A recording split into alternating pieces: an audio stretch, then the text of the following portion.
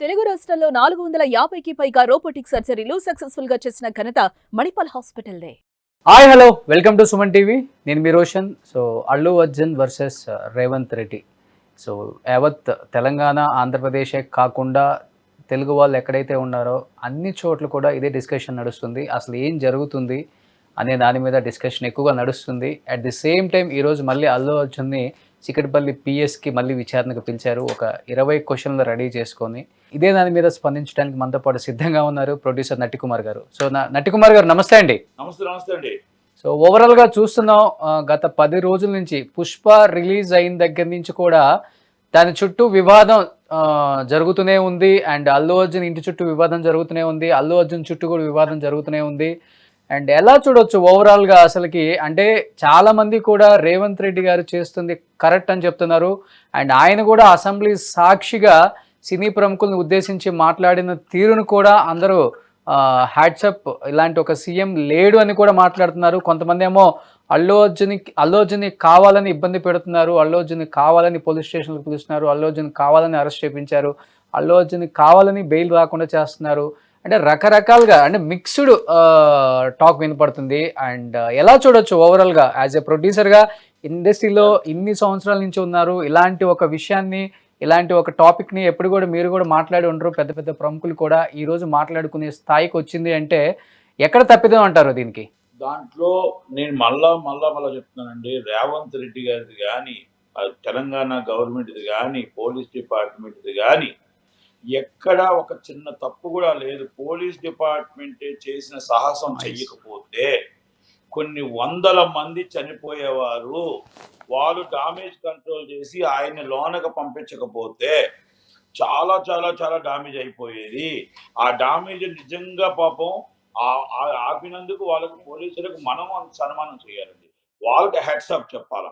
వాళ్ళు కష్టపడిన కష్టానికి వాళ్ళ ప్రాణాలకు తెగించి చేసినందుకు వాళ్ళ తెలివితేటలతో చేసిన దానికి మనం హెడ్సప్ చెప్పాలా. First number 1.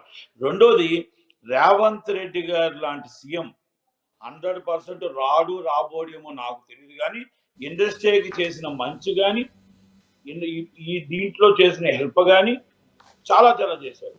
ఏమండి, రేవంత్ రెడ్డి గారిని తిడతానంటున్నారు, మీకు రేట్లు ఇచ్చినందుక, మీకు ఆల్రెడీ బెనిఫిట్స్ ఇచ్చినందుక. ఎవ్వరు సాహసం చేయలేదండి. 1300 రూపాయలు రేట్ ఇవ్వలేదు. కానీ ప్రొడ్యూసర్స్ వెళ్ళి మాకు ఇదిగో ఇంత రేట్, ఇంత నష్టం, ఇప్పుడు ఇంత మొత్తం బడ్జెట్ అయ్యింది, ఈ ప్రాబ్లం అయింది, మాకు ఇంత బడ్జెట్లో వస్తే ఒక్క షో ఇవ్వండి, ఒక్క షో ఇస్తే బెనిఫిట్స్, ఈ రేట్ ఇస్తే బాగుంటుంది.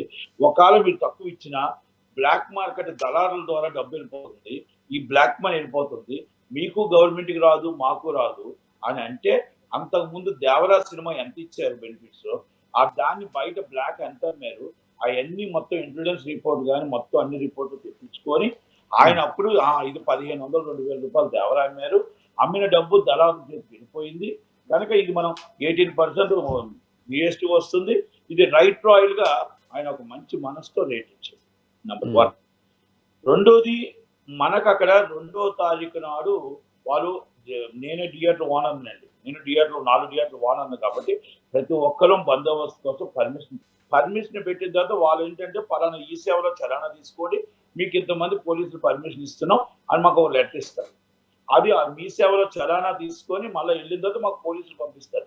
ఇప్పుడే పంపిస్తారండి పోలీసులు. ఇది మొత్తం టోటల్ ఇది ప్రైవేట్, పూర్తి ప్రైవేట్ సంబంధం. అయితే దానికి ఆల్రెడీ వాళ్ళు రిజెక్ట్ చేసి లెటర్ ఇచ్చినప్పుడు సంజయ్ థియేటర్ వాళ్ళు ఆ టీంకి, ఇది అల్లు అర్జున్ గారి టీంకి కంపల్సరీ ఇన్ఫార్మ్ చేశారండి. ఇన్ఫార్మ్ చేయకుండా లేదు. ఈ టీం చేసిన తప్పు over acting, over confidence. Team అంటే ఆయన చుట్టూ ఉన్న మేనేజర్లు వాళ్ళే అంటారా? ఎస్ మాకు మేమే చీఫ్ మినిస్టర్, పుష్పాలో మా మాట వినలేదని చీఫ్ మినిస్టర్ మార్చేసాం. మేము ఎవరైనా మార్చగలుగుతాం, ఈ రాష్ట్రం మాది, మాకంటే సెలబ్రిటీ ఎవరు లేరు అనుకొని అల్లు అర్జున్ గారు కాదండి ఇది. వాళ్ళ టీము ఆ రేంజ్కి వెళ్ళిపోయారు, ఆ రేంజ్కి వెళ్ళిపోయారు. ఎందుకంటే ఆ మధ్యకాలంలో మేము సోషల్ మీడియాలో కూడా చూసాం కదా, అసలు ఎక్కడికోనండి ఇష్టం వచ్చినట్టు తిట్లని, ఇష్టం వచ్చినట్టు మాటలని, ఒక యూట్యూబ్ ఛానల్లో కొట్టడానికి వెళ్ళడం కానీ, రౌడీజం చేయడం కానీ, మా ఒక సాక్షాత్ చిరంజీవి గారి అన్నదమ్ముల మీద ఆయన అతి దగ్గర ఉన్న వ్యక్తి అన్నీక దండం తమ్ముడికి పెట్టిన, అంటే పవన్ కళ్యాణ్ గారికి పెట్టి మాట్లాడాడండి. అంటే ఒక ఏమంటారంటే అహంకారానికి నిదర్శనం ఇవన్నీ. వీళ్ళు చేసిన తప్పులకు ఆయన బలయ్యాడు ఈరోజు. వీళ్ళు చేసిన పాపాలకు ఆయన బలయ్యాడు ఈరోజు. వీళ్ళు చేసిన అతి నిర్లక్ష్యానికి ఆయన బలయ్యాడు ఈరోజు. అతి ఆయనకి ఎందుకంటే ఇప్పుడు హీరో, మీకు కూడా రోషన్ గారు, మీకు ఎన్నో సంవత్సరాలు తెలుసు, మన హీరోగా ఉండేటప్పుడు ఏంటంటే రూట్ మ్యాప్ అంటాం. ఆ రూట్ మ్యాప్ తో వాళ్ళు పిఎస్లు, పిఏలు, సెక్యూరిటీలు చెప్తుండగా వెళ్ళడమే తప్ప, షూటింగ్ కి డైరెక్టర్ ఏం చెప్తాడో, డైలాగ్ వర్షన్ ఏం చెప్తాడో అది చేయడం తప్ప, హీరో గారు అన్ని చూసుకొని మాకు ఇది ఇక్కడ సెక్యూరిటీ ఉందా, లేకపోతే ఇక్కడ మొత్తం టోటల్ గా అన్ని చూసేది హీరో లేడండి. నాట్ ఓన్లీ ఏ హీరో లేడు, అన్ని వాళ్ళ మీద ఆధారపడి ఉంటాడు. వాళ్ళు తప్పు చేశారు కాబట్టి ఈ రోజు అల్లు అర్జున్ గారికి ప్రాబ్లం వచ్చింది.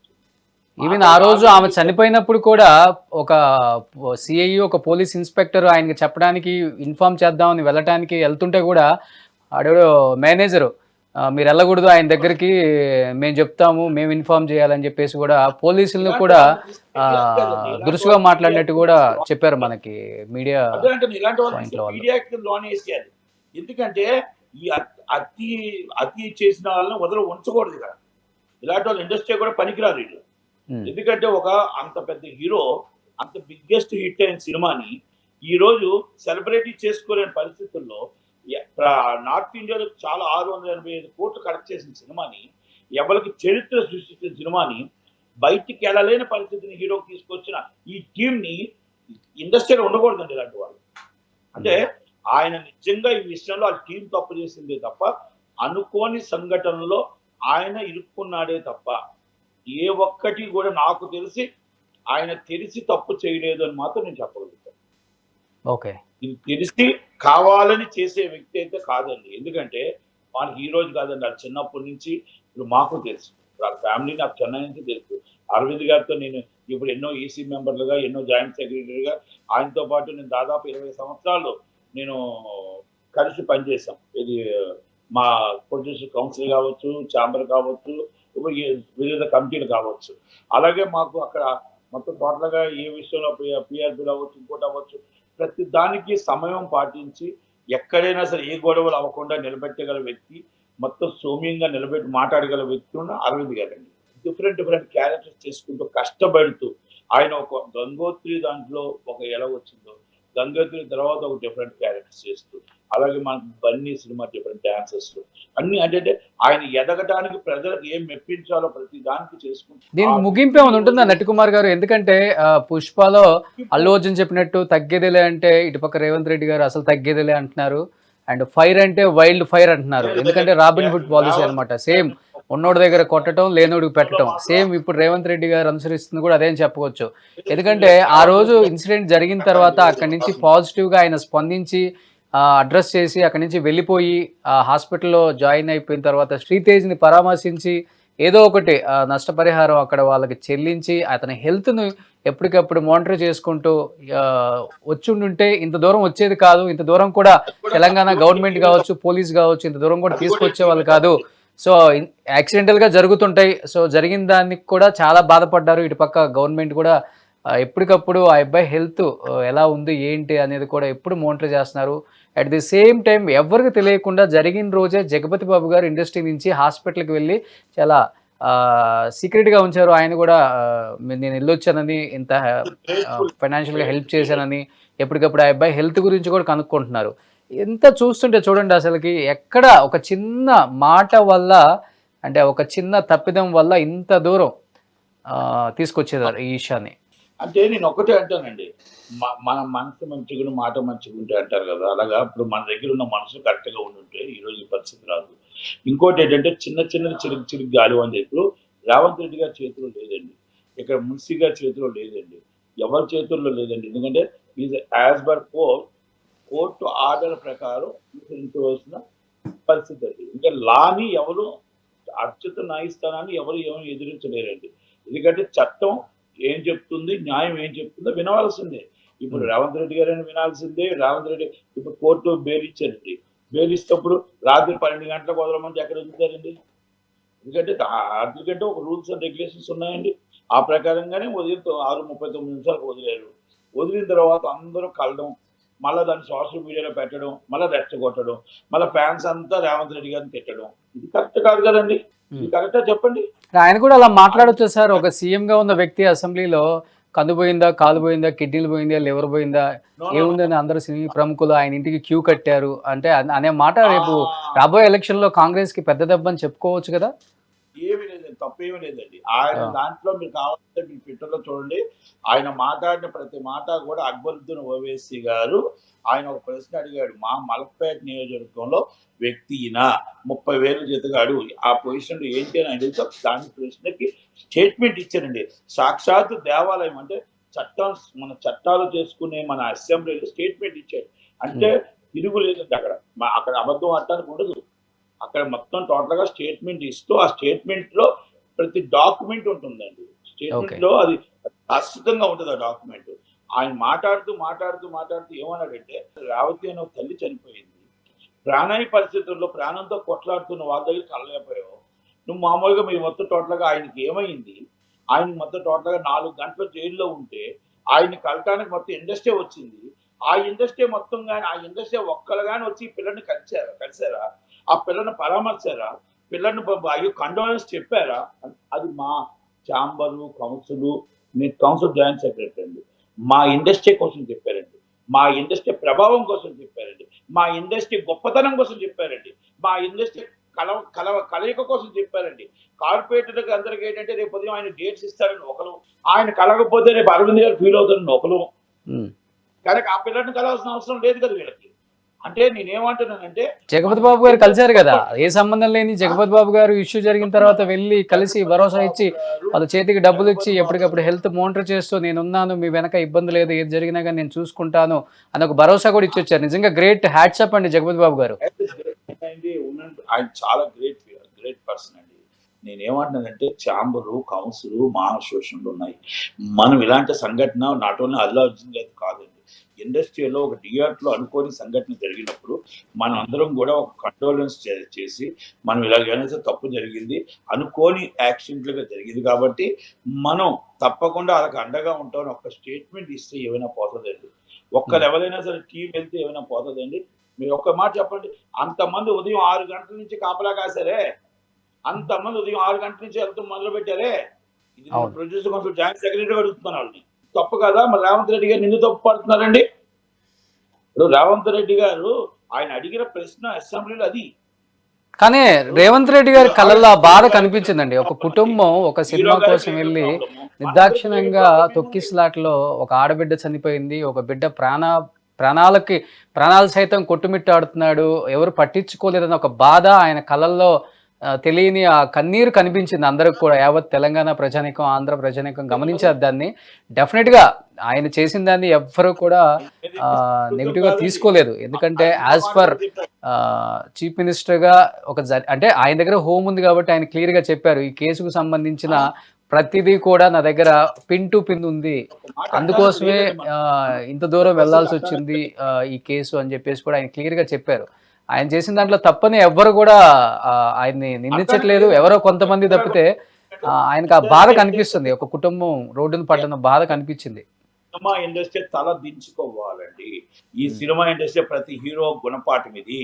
ప్రతి హీరో మాకు ఒక బౌన్సర్లు ఉన్నారు, మేము వచ్చిన మా ప్రాణం పెట్టి మేము 100 రూపాయలు రేట్లు పెడితే ఈ రోజు ఎంజాయ్మెంట్ చేసి బౌన్సర్ డబ్బులు ఇస్తుంది.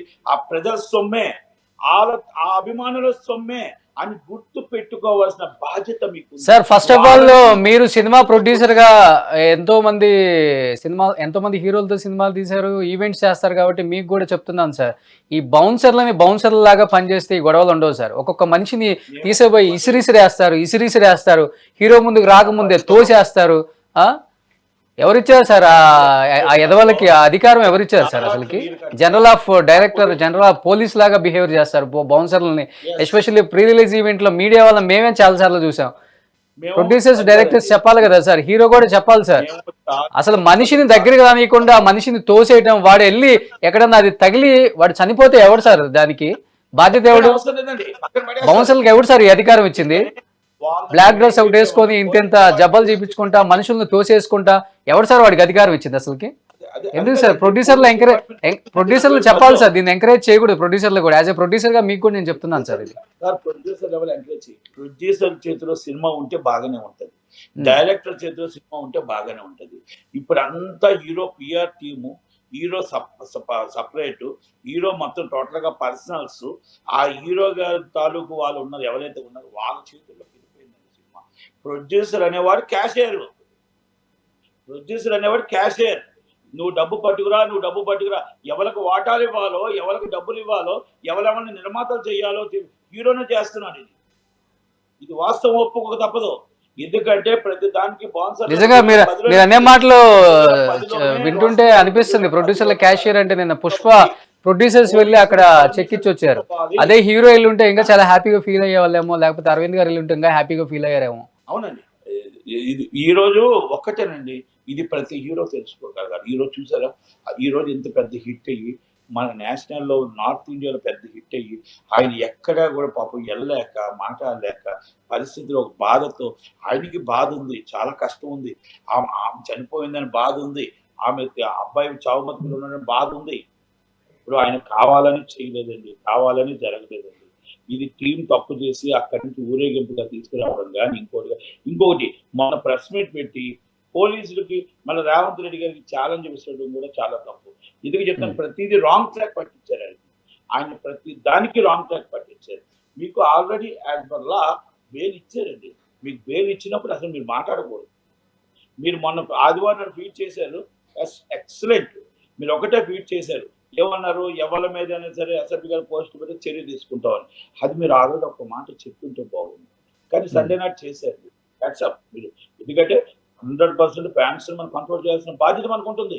అది ఇష్టం వచ్చినట్టు చేసిన తప్పులకి మీరు బలవుతున్నారు, మీరు కదా ఇబ్బంది పడుతున్నారు. వాళ్ళు ఏదో ఇష్టం వచ్చినట్టు పోస్టులు పెట్టేసి ఇష్టం వచ్చినట్టు ఎవరినో తిట్టేస్తే, ఎవరినో ఇష్టం వచ్చిన రోడ్డు మీద కొడితే, మీ బౌన్సర్లు కొట్టినా, మీ టీం కొట్టినా, మీ ఫ్యాన్స్ కొట్టినా మీరు కదా సార్ ఇబ్బంది పడతారు. అది అర్థం చేసుకోవాలి ప్రతి హీరో అర్థం చేసుకోవాలి.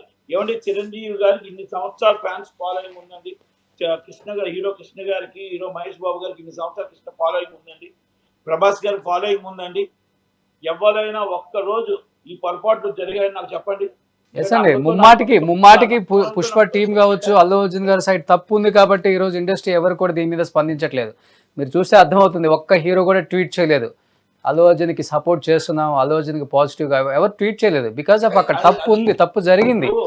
సో తప్పు జరిగిన తర్వాత సమర్థించుకుంటే అది మనకి అంటుకుంటుందని ఎవ్వరు కూడా దీంట్లో ఇన్వాల్వ్ అవ్వలేదు. మనకు చూస్తే అర్థమవుతుంది, ఏ కాంపౌండ్ నుంచి ఎవరు కూడా ఒక ట్వీట్ చేయలేదు. అండ్ చూస్తే అందరూ కూడా ఒక 2-3 డేస్లో పవన్ కళ్యాణ్ గారిని కలిసే అవకాశం ఉంది, ఆయన కూడా ఇండస్ట్రీ ఆంధ్రాకి షిఫ్ట్ అవ్వండి ఒక సంకేతం ఇవ్వబోతున్నారని చెప్తున్నారు. ఏ విధంగా ఉండబోతుంది? మేబీ ఆ మీటింగ్ ఒకవేళ జరిగితే, మీరు కూడా ప్రొడ్యూసర్గా ఉన్నారు కాబట్టి మీరు కూడా వెళ్తారు కాబట్టి, కలిసే అవకాశం ఉందా? పవన్ కళ్యాణ్ గారిని అపాయింట్మెంట్ ఇచ్చారా? 100% కలుస్తానండి, కలుపుని చెప్తాను. కానీ షూటింగ్ 100% ఎవరు కూడా అక్కడ రాలేదండి. అక్కడ ఆల్రెడీ 30% స్టార్టెడ్ అవుతుంది, 30% స్టార్టెడ్ అయ్యి ఎవరి ఇష్టం వాళ్ళండి. ఇక్కడ కూడా షూటింగ్ జరగాలి, అక్కడ జరగాలి. ఎందుకంటే ఆల్రెడీ సెటిల్డ్ ఇస్ మేము చెన్నైలో 1981లో రమ్మంటే, 1982లో రమ్మంటే ఆల్రెడీ మొత్తం 2002 సెటిల్ అయిందండి ఇక్కడ. లాస్ట్ అండ్ ఫైనల్ గా 2 విషయాలకి ఏం చెప్తారు? ఒకటి, అల్లు అర్జున్ ఇంటిపైన దాడి, అంటే అలా గోడలు దూకి వెళ్ళి ఇంట్లో పూలకుండీలు పగలగొట్టి రాళ్ళు ఇంటి మీద వేయటమే కాకుండా ఆ టైంలో పిల్లలు మేబీ ఇంట్లో ఉంటే తగిలితే ఏం జరిగి ఉండొచ్చు అనే దానికి ఏం సమాధానం చెప్తారు?